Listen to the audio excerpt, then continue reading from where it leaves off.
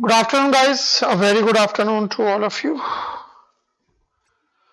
Today we are here with Master Answer Quick Revision Class 6. If you remember, in last class we discussed about the designing of continuous distillation column using McCabe method. Here we discussed the two most common and most important assumption of McCabe method. One is CMO, that is constant molar overflow, means the flow rate of liquid and vapor streams in respective section of the distillation column remains constant. And why? Because equimolar counter diffusion occurs between liquid and vapor phase. Second assumption was the molar heat of vaporization for the liquid will be constant throughout the column at each and every stage. It is independent of temperature and composition.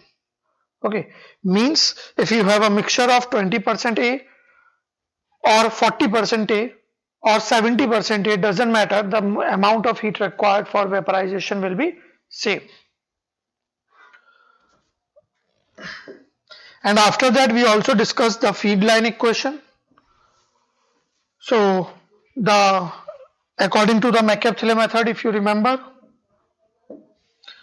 the operating line equation for rectifying section was yn plus 1 equal to r over r plus 1 times of xn plus xd over r plus 1. And for stripping section it was ym plus 1 equal to rv plus 1 over rv times of xm minus xw over rv. And the feed line equation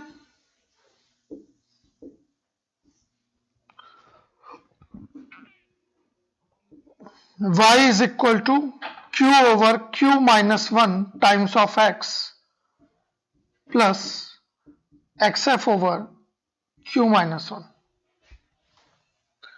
I hope you remember these were the equations. So is it correct or there any correction?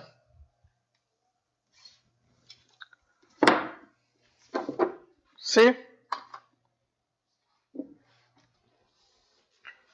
feed line equation minus, correct. It will not be plus, it will be minus. Okay, so based on these three equations we can draw the XY diagram to find out the number of ideal stages in the distillation column. So if rectifying section you draw, first we have to find out XD, XW and XF.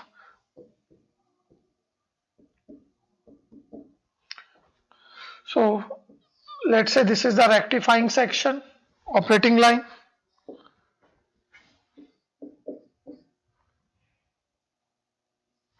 This is the stripping section operating line.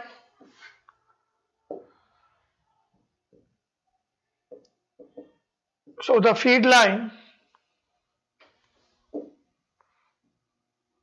will pass through the intercept of these two. Okay. So now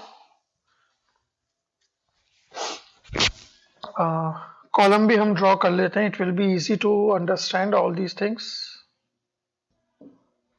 We are introducing the feed.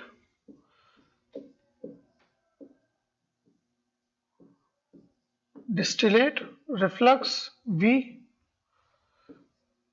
L bar, reboiler, bottoms W, boil up V bar, according to the McCabe methods.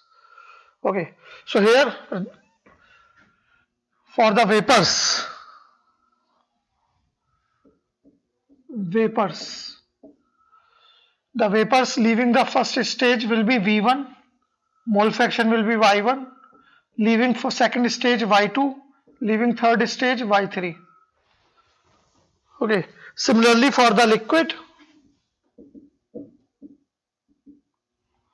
leaving first stage, L1 x1, second stage, L2 x2, third stage, L3 x3, and the reflux coming over the first stage will be x0, which will be equal to xd. If you remember, here we will be having xw, this is xf, this is xd.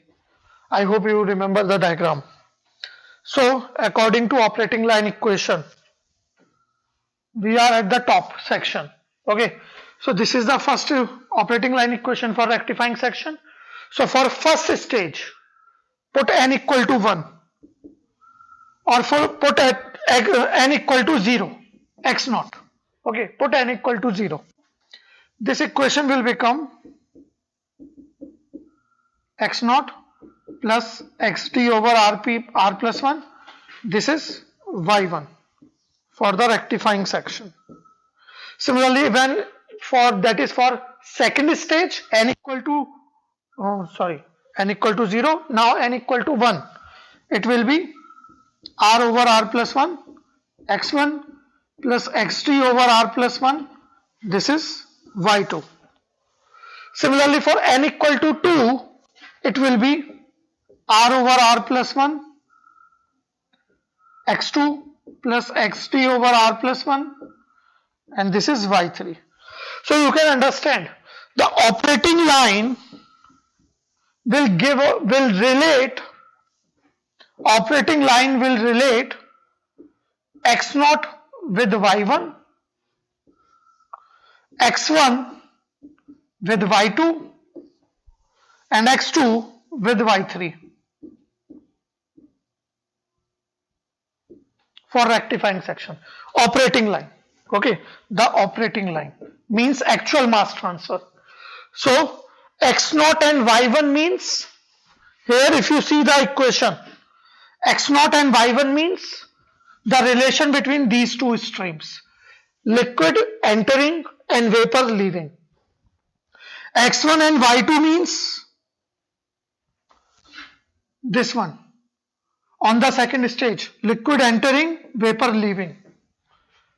x2 and y3 means on the second stage, or on the third stage you can say, liquid entering, vapor leaving. So operating line is relating these things. And if we talk about the equilibrium relation, okay, the equilibrium relation. So equilibrium relation will be y equal to fx, something like this. So according to the equilibrium, x0 will be related to, x1 will be related to y1, x2 will be related to y2, and x3 will be related to y3. I hope you understand the equilibrium relation, because equilibrium will be, if you remember the stage, we said stage is the region of equipment, a space in the equipment where the feed enters divided into liquid and vapors, and the vapor and liquid leaving the stage will be in equilibrium, ideal stage. If that is, there is a equilibrium between liquid and vapor leaving, it is ideal stage. If there is no equilibrium, that is actual stage. Okay, I hope you remember. Do you understand? Is it clear to all of you what is the stage? Say yes or no. Yes. Okay, wonderful. So from first stage, the vapor leaving the first stage, flow rate will be V1, mole fraction Y1. Liquid leaving with the first stage, flow rate L1, mole fraction X1. So X1, Y1 will be in equilibrium. X2, Y2, X3, Y3. I hope it is clear now. How we can say equilibrium relation is this and operating line relation is this. This part, is it clear to all of you? Say yes or no. Please guys, your response is important.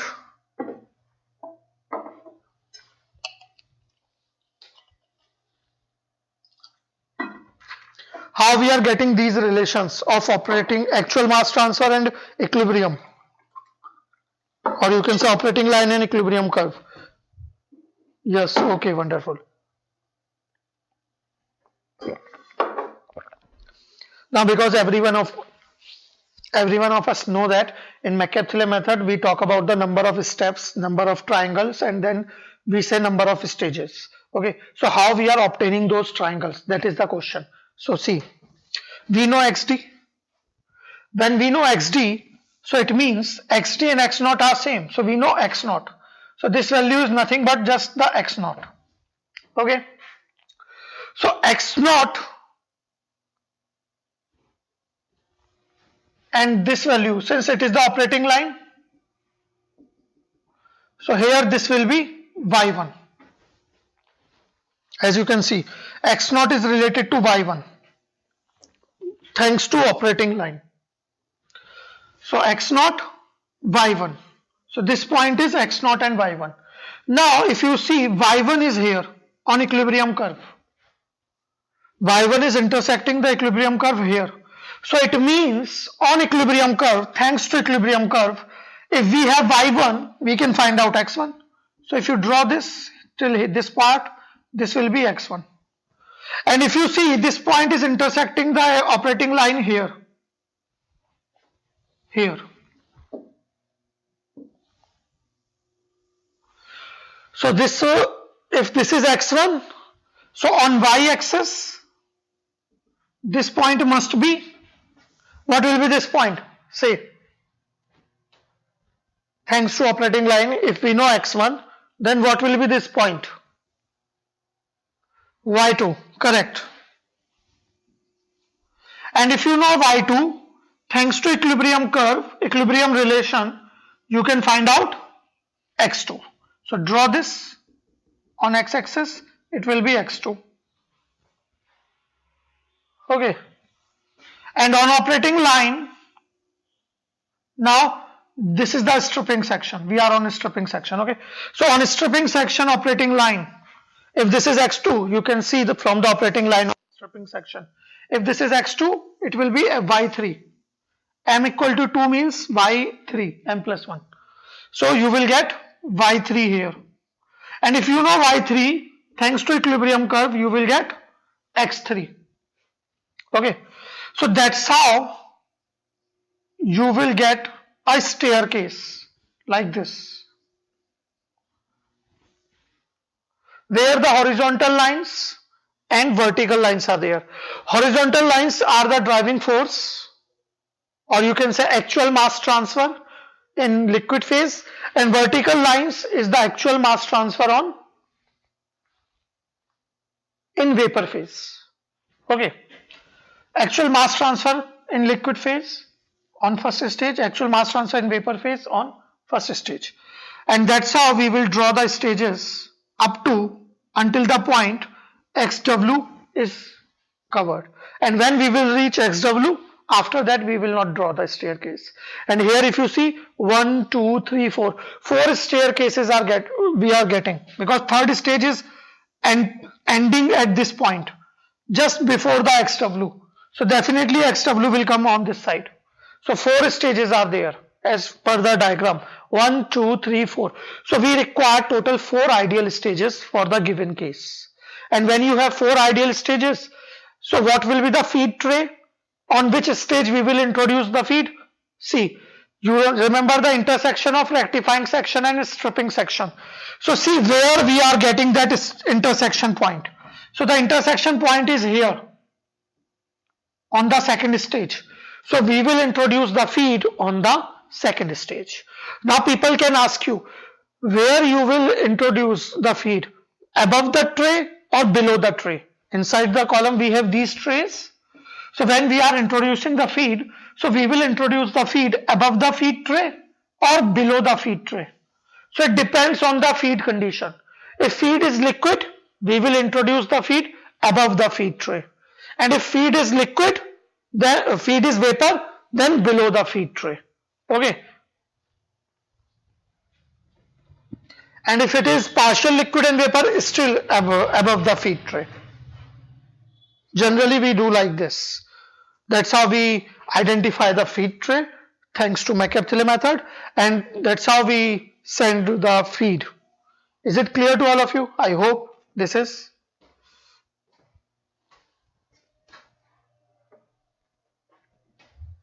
How can we find out the number of stages and why we are getting the triangles? What is the meaning of those triangles here? Okay. I hope it is fine with every one of you because it is important. Okay. And here if you see on vapor side, on gas side, equilibrium, actual mass transfer. Equilibrium, actual mass transfer. Equilibrium, actual mass transfer. So whenever we have interphase mass transfer, we have already discussed, in case of interphase mass transfer, deviation from equilibrium is the driving force. So you can say this is the driving force, driving force, driving force, first, second, third, fourth stage. Driving force on first stage, driving force on second stage, like this. Now if we talk about the operating conditions in distillation column. So in the distillation column, guys, one thing is, like they ask, if we change the reflux conditions. Reflux condition means this is stream. Either it can be subcooled liquid or it can be saturated liquid. Okay, usually just try to understand whenever we are talking about the condensation.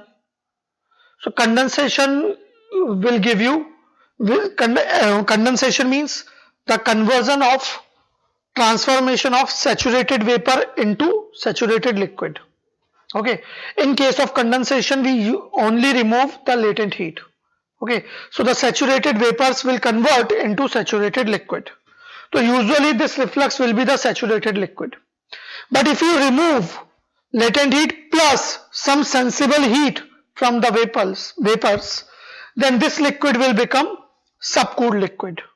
Okay, so now what will happen in the distillation column? Okay, what will happen in the distillation column? So see, if this liquid becomes subcooled, instead of saturated liquid, now you are sending subcooled liquid. Means, first point,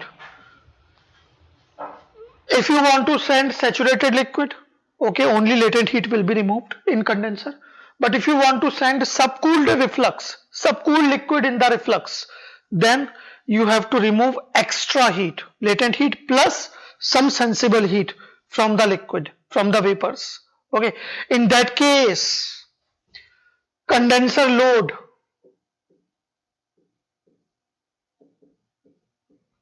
will increase. I hope it is clear to you.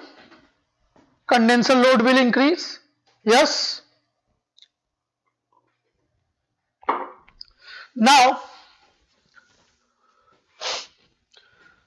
subcooled liquid is going in the column. Okay. So, as subcooled liquid and moving here, so it will come in contact with the vapors. So it may condense some of the vapors as we discussed for subcooled feed. Similarly, this subcooled liquid may condense some of the vapors. So in that case, you can understand the amount of liquid on the trays will increase. Amount of liquid on trays will increase.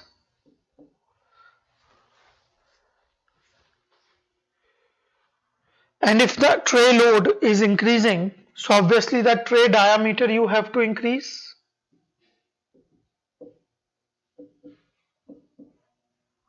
And if tray diameter increases, so tray is fit inside the column. So obviously column diameter also you have to increase.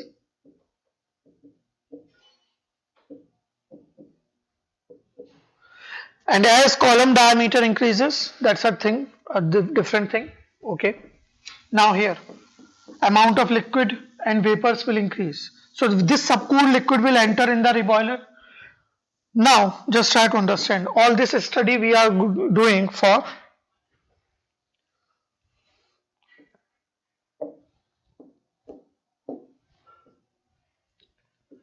constant D and W. Okay, the flow rates of D and W are constant. Let's say D is 120 and W is 60. So feed will be 180 at a steady state. So now just understand, as amount of liquid increases, so amount of liquid going in the reboiler will also increase. Suppose Initially it was going 200 liquid. Okay. Now the amount of liquid has increased from 200 to 260, suppose. So you can understand for the same W, amount of V bar you have to increase. Okay. And if amount of vapors increases, it means more amount of heat you have to supply in the reboiler. More amount of liquid has to convert into vapors. So reboiler load will also increase.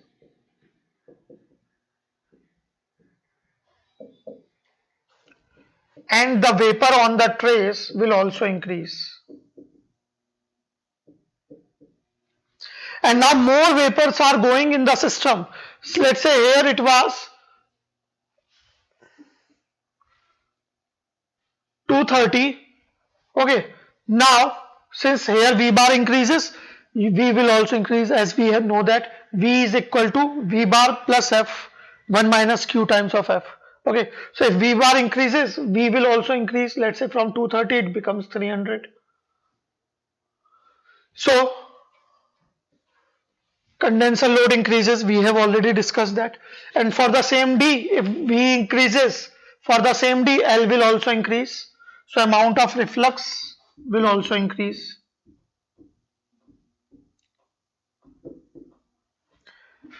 Amount of boil up has increased, that you have already seen.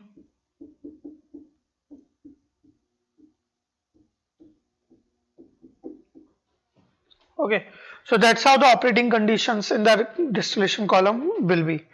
Okay, remember reboiler load and condenser load are same, parallel. If reboiler load increases, then condenser load will definitely increase.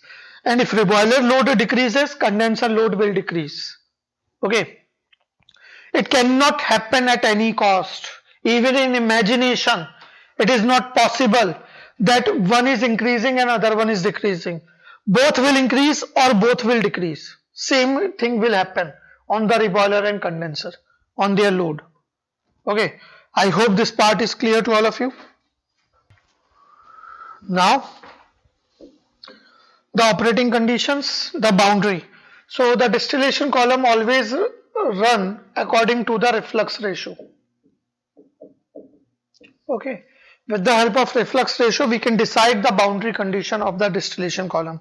Okay, boundary condition means the initial and final, the maximum possible and minimum possible reflux ratio. That's how you can understand. So one is maximum reflux ratio. Also you can say the total reflux. And second one is minimum reflux.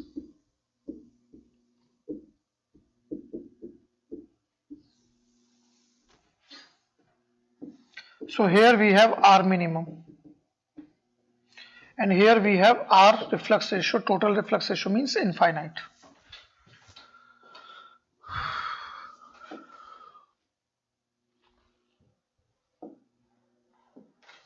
So on the XY diagram,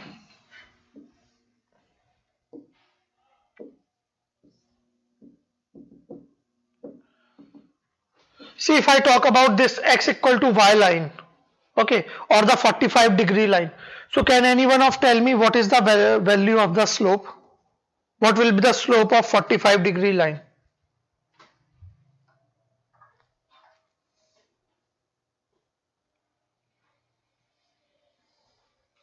1, correct. Okay. And this is the equilibrium curve.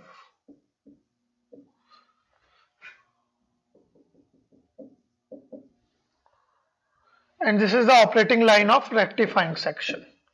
Okay. And what is the slope of operating line? R upon R plus 1. Okay. So just see here. If I put R equal to 2, then the slope will be 0.66. And if I say R is equal to 5, if I increase the R reflux ratio, then the slope will become 5 upon 5 plus 1, that is 5 upon 6, or you can say 0.83. Okay, so it means as reflux ratio increases, the slope will increase, and if slope increases, then the operating line will move towards the further. Here you can see if R is equal to 99, if I increase the flux ratio, then the slope will be 0.99. Okay, so you can see slope is increasing, and as slope is increasing, it means what is the slope of this x equal to y line? 1, means the slope is becoming 1.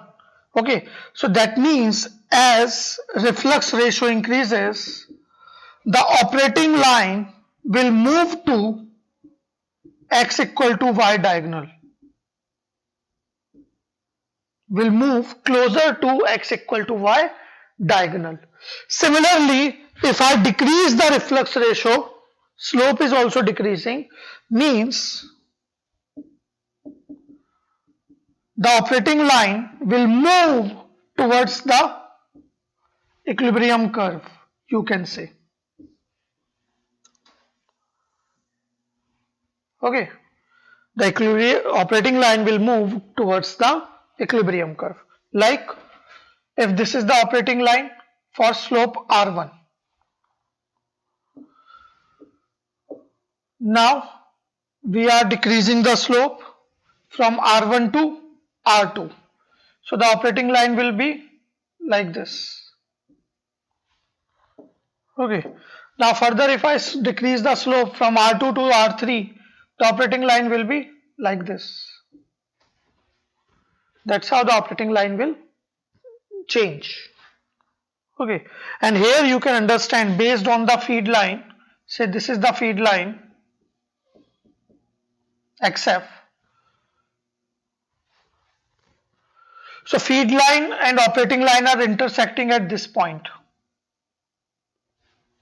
Okay. Now just try to understand. Actual mass transfer can be more than equilibrium mass transfer. Yes or no? If I say actual mass transfer is more than the equilibrium mass transfer, what do you think? This statement is correct or wrong? True or false?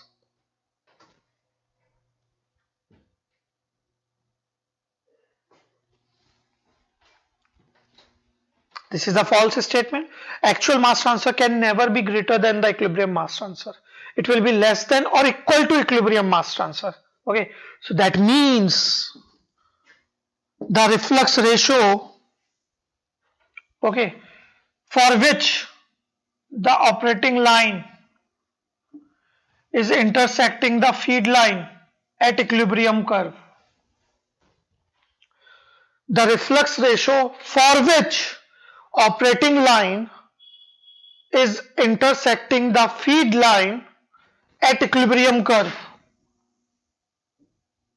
that is called the minimum reflux ratio.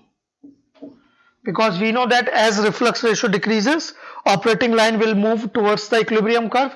You can see here, this was the feed line, because feed condition is fixed. We are not changing the feed condition. Okay, so based on that, the slope of feed line will be fixed. You know that if feed condition is constant, Q will be constant, the slope of feed line will be constant. So R1, this is the intersection point. R2, this is the intersection point. R3, this is the intersection point. That is not possible. Actual mass transfer cannot be greater than the equilibrium mass transfer. Okay. So the reflux ratio for which operating line is intersecting the feed line on equilibrium curve is the minimum possible reflux ratio. We cannot go beyond that. We cannot decrease the reflux ratio beyond that. Okay. And if this is the intersection point, remember, so this point when the operating line and equilibrium curve are the point on which operating line and equilibrium curve are intersecting each other,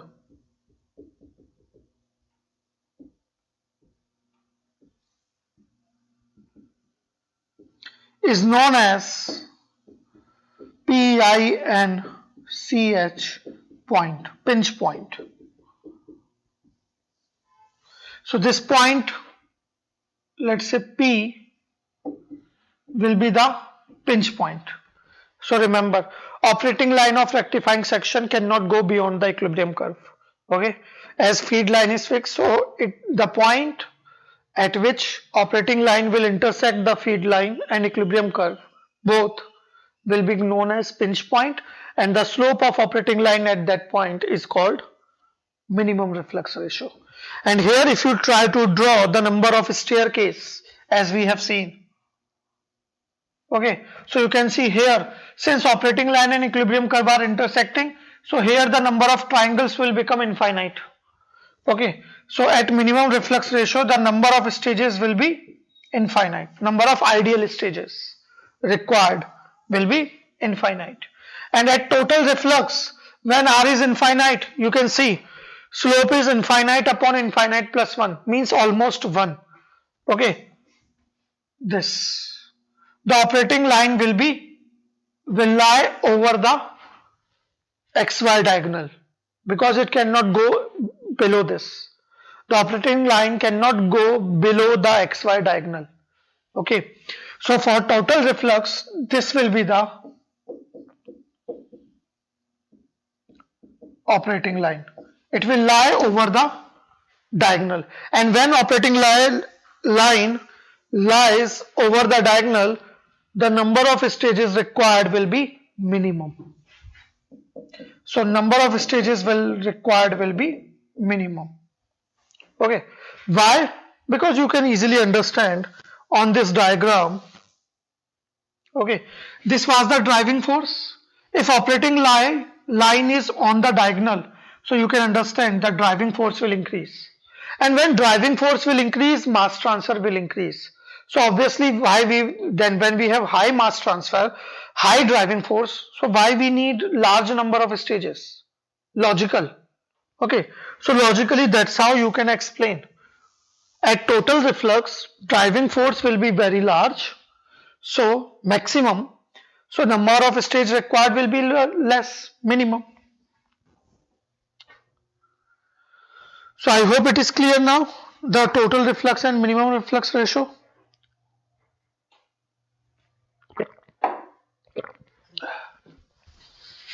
Okay, this is a quick revision class, so we are just trying to review all these things, okay, briefly. And one thing here is, if you want to calculate the total number of stages or the minimum number of ideal stages at total reflux, maximum reflux, so you can calculate that either graphically using McCabe method or analytically using Fensky equation.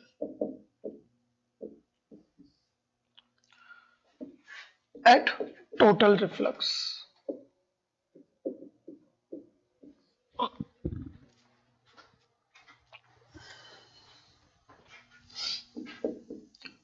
Nm plus 1 will be equal to log of xd 1 minus xw over xw 1 minus xd divided by ln of alpha average.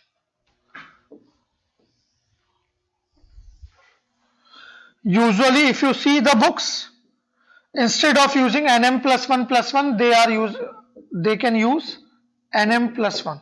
In most of the books you will find nm plus 1 only. Okay, where this alpha average is the geometrical mean of relative volatility at the top alpha t and at the bottom alpha b.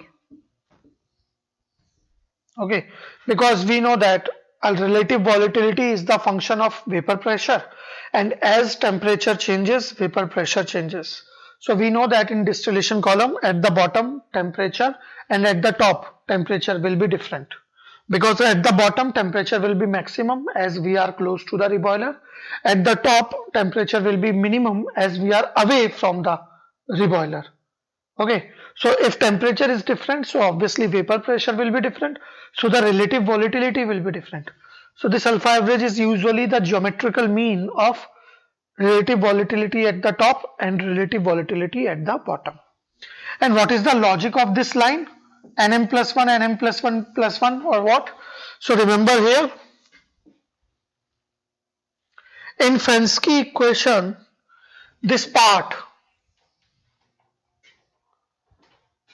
ln xt1 minus this represents total number of ideal stages. The value of this part, I am not talking about the left hand side, plus 1 plus 2, I am not including them.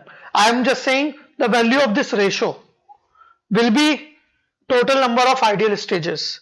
And if you see the distillation column, some trays are inside the column, one total condenser, one partial reboiler. So partial reboiler, liquid is leaving, vapor is leaving. Partial reboiler may also act as ideal stage if vapor and liquid leaving the reboiler are in equilibrium. Means this vapor and this liquid, if they are in equilibrium, so this will also act as ideal stage. So that's why you have to subtract 1 from this if you want to calculate total number of ideal stages inside the column. So Nm actually represents Nm. Nm simply represents, or you can say N minimum. Okay, it represents the minimum number of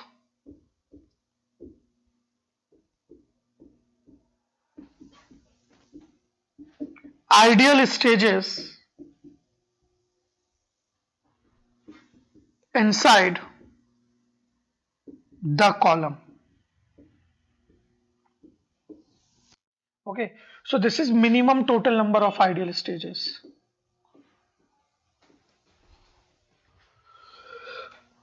Total means partial reboiler, partial condenser. So in your distillation column, if partial condenser and partial reboiler both are there, plus 1 partial condenser, plus 1 for partial reboiler.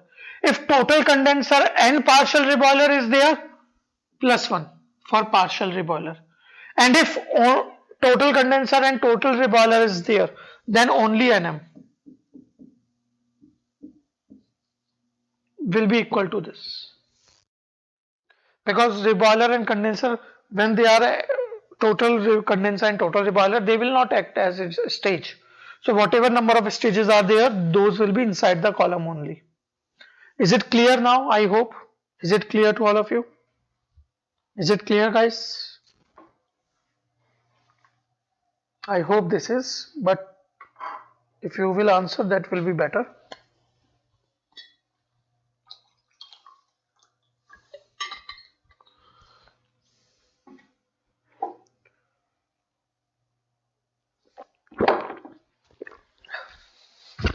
Okay, so here we will end this distillation topic, because after that the things required to discuss are the special cases of distillation, like instead of reboiler if we use steam, that is direct steam injection. That is the simple topic we have already discussed in the classes. I hope that is clear to you. I am just taking the name of the topics, okay, which are remaining. If you think any one of that topic is required to discuss here, you can mention, otherwise we will move to the next topic. Okay, so direct steam injection, and similarly if you do not reflux the liquid, that will be stripping distillation, and if you do not send the boil up, it will be rectifying distillation. Okay, these are the special cases of distillation column. Other than that, the efficiencies, column performance, which we can define with the help of efficiencies, the overall efficiency, Murphy plate efficiency and Murphy point efficiency. Okay, Murphy plate efficiency, actual mass transfer to the ideal mass transfer over the plate. Point efficiency is actual mass transfer to the ideal mass transfer at any point over the tray. Okay, then after that, the vapor flow rates we can calculate with the help of flooding velocities, the maximum and the minimum velocities, that is sweeping condition. Okay, in the column, this is liquid, these are vapors. If some liquid is coming through these pores, then it is weeping condition, and if the vapors are taking away some of the liquid along with that, then that is flooding condition. All of you know those things. Okay, we have discussed that. So these are the things only remaining here, and I don't think anything else is remaining. So here the distillation column, this topic is completed from my side. Okay, in batch distillation, Rayleigh equation is there, which is a one simple equation, and we are using that from class 12th. Okay, so flash distillation and the fraction of liquid that will vaporize or something that we can calculate with the help of enthalpies. The equation was there, the energy balance equation in flash distillation, and yeah, here your distillation topic is complete from my side. So do you have any doubt from the distillation or any gate previous year question you wanna discuss specifically?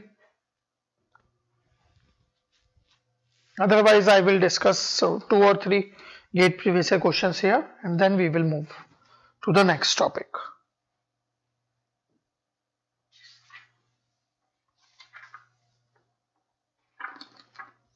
Remember guys, there is a statement that at pinch point the driving force will be 0. Okay, so what do you think if I say at pinch point the driving force will be 0? So what do you think, this statement is correct or false?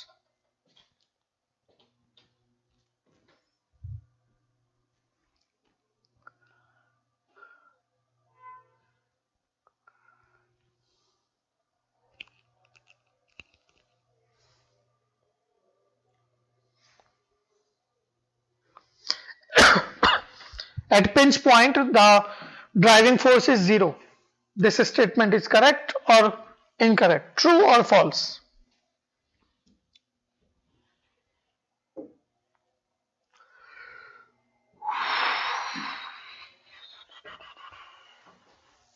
अरे वाह,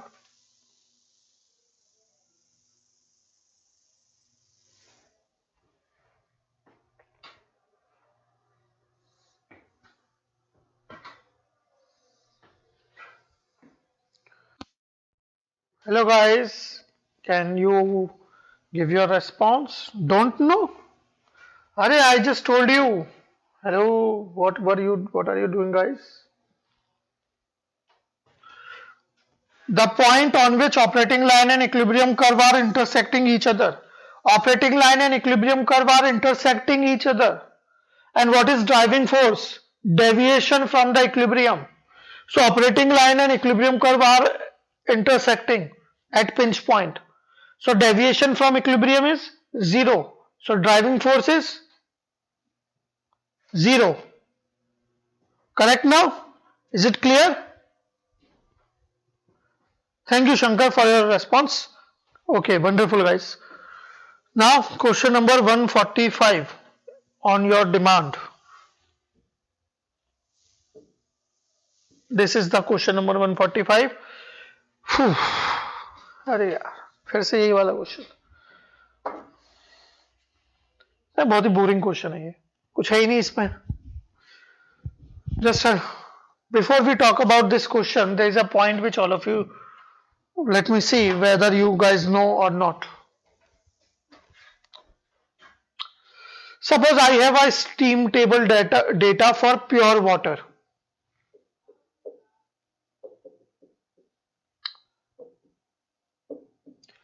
The saturation point data.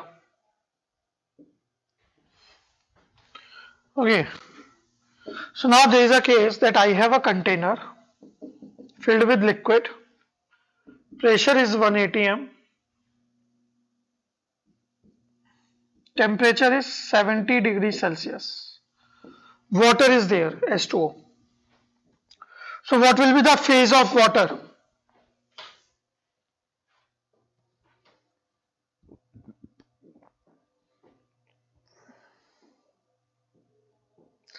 Water will be in which phase? H2O will be in which phase? Solid, liquid, gas? Liquid. If I say temperature is 170, 160 degrees Celsius. Then what will be the phase of water at this pressure?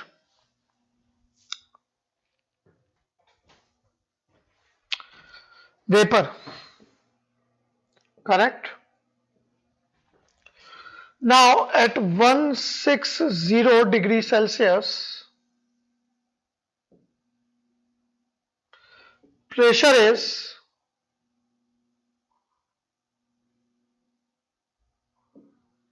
3 atm.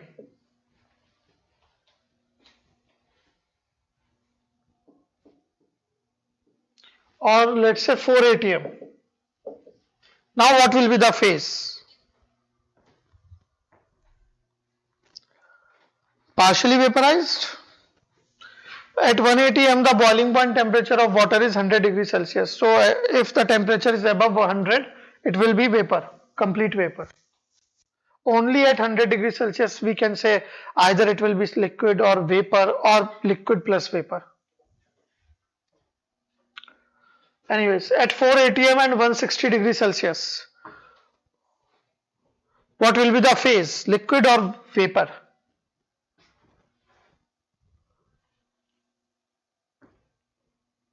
You guys have only two options, liquid and vapor, okay? No partial liquid, partial vapor, please.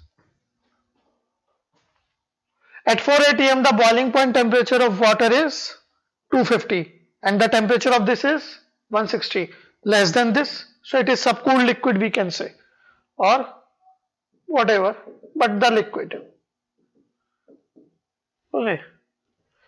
So if we increase the pressure, you can understand at this temperature it was vapor. 1 atm and 160 degrees Celsius, vapor. Now 4 atm and 160 degrees Celsius, liquid. You can see by yourself. Okay. So I hope you understand this logic. At constant pressure, if temperature is below saturation temperature, boiling point temperature, it is liquid. Above boiling point temperature, it is vapor. Simple. If for constant pressure, if temperature is below boiling point temperature, that is liquid. Above boiling point temperature, that is vapor. Okay. I'm just talking about the phase, not the condition. Like saturated, supercooled, heated, subcooled. We are not talking about that. That you all of you know. I hope you understand this logic. Okay. So based on that logic, you can answer this question easily. Equilibrium data for a binary EF at two different pressure is shown in the figure. This is the equilibrium curve. For 20 kilopascal, this is the curve. For 100 kilopascal, this is the equilibrium curve. Mole fraction of E in vapor Y, mole fraction of E in liquid X. So XY diagram. It is desired to process a feed having 80% E, 20% F and obtain a product with a purity of 99.5% E. We want a product of 99.5%. Okay. A sequence of two distillation column operating at pressure P1 and P2 is given. This. So, mole fraction of E in the distillate obtained from the column 1 is 0.9. And if column pressure is P1 and P2 are in which one of the following is correct? So, if we talk about the pressure, so here the feed going in the first column is at 80% E and the feed going in second column is 90% E. So you can see here at this, from this diagram, the feed going in first column will be liquid, obviously, because in distillation we separate the liquid mixtures. So 80% liquid means 80% E. So see, this is 80% line.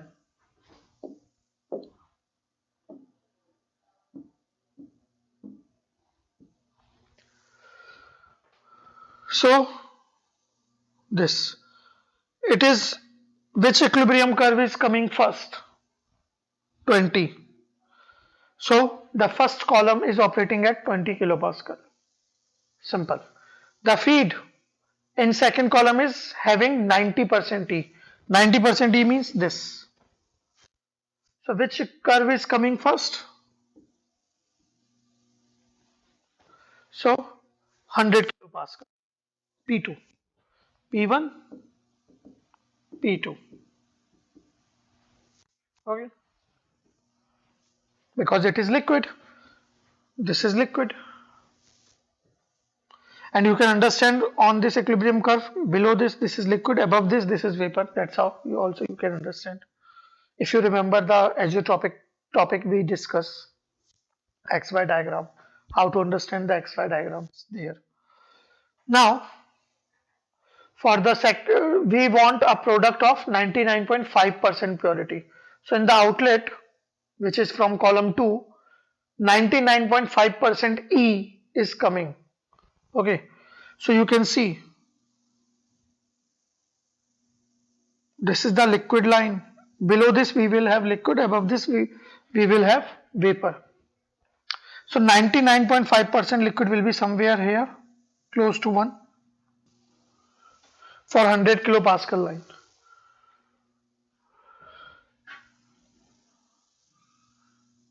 This is on x-axis here, because for this x you can understand while value of y is not 0.995.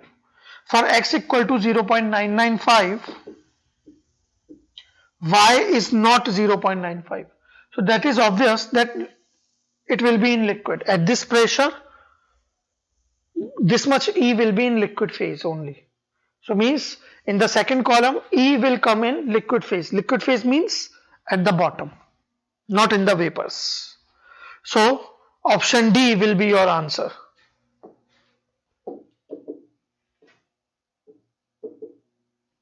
Here this is 20. That is a typing error. This is 20.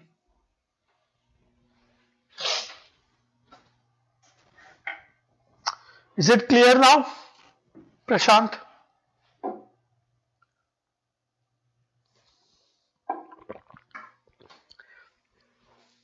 See, operating pressure we see based on the feed. Okay, so for first column feed is 80%, and you can see on the equilibrium diagram 80% will reach equilibrium at 20 kilopascal only. So it is obvious that in first column we will operate at 20 kilopascal. In second column, the 90 kilopascal will reach in equilibrium earlier at 100 kilopascal, as we can see from the diagram. So second column will operate at 100 kilopascal, and 99.5 is at x. You can see for x equal to 99.5%, y is not 99.5. So that means the E in second column at 100 kilopascal will be more in liquid phase. Okay, means it will be less volatile. So that will be at the bottom, relatively less volatile than at 20 kilopascal. So tell me one thing, do you need the discussion of the quick revision session for drying and humidification chapter as well? Yes or no? Because that is the easiest topic in mass transfer. That's why I'm asking whether we should discuss that here or not. Not needed? Needed? Not needed. Okay, so we will discuss that at the very last. Okay, so people who are interested, they can come and see, and if the people who think that they don't require it, so you can skip that part. We will discuss the humidification and drying in the very last. Okay. Okay, I have seen that you are talking about these two questions, 75 and 136, based on distillation sequencing.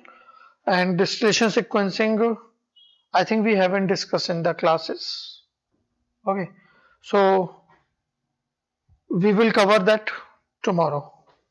Okay, I will explain what is distillation sequencing method in brief, because that is not in your syllabus, so we are not supposed to discuss that in more detail, but some basic idea I will give you so that you can solve at least this type of question if they ask again by chance in 2022. Okay, so that's not a big deal. So now next we will talk about the gas absorption. Okay, so gas absorption, In gas absorption, what is your main concern? The theoretical part or the numerical part, guys? Because accordingly we will discuss, because I want this revision class to be beneficial for you. So we will discuss in that aspect in the class. In gas absorption, as some of you were saying in Zoom session, last Zoom session we had, that you are having problem in gas absorption mainly. Okay, so which part you think we should discuss? The conceptual part, theoretical part, or the analytical numerical part? Okay, the numerical part. So we will try to discuss all the most of the most numericals in the class. So that's all for the day. I'm mentioning some of the question numbers here, which you should try by yourself before coming to the next class. Okay, so note down some questions which you must try before coming to the next class based on gas absorption. Not two, yeah, 142 and 149. So 1, 2, 3, 4, 5, 6, 12, 14. These are the total 14 questions. Okay, try to go through with them. Even if you have solved them already, wonderful. Again solve them properly. Try to practice them before coming to the next class, and then we will try to conduct the gas absorption quick revision class accordingly. Okay, so see you in the next class, guys. The timing will be same, 3 onwards. So good luck with your preparation. Have a happy day. Be safe, be happy. Take care. Bye bye. Ta-da.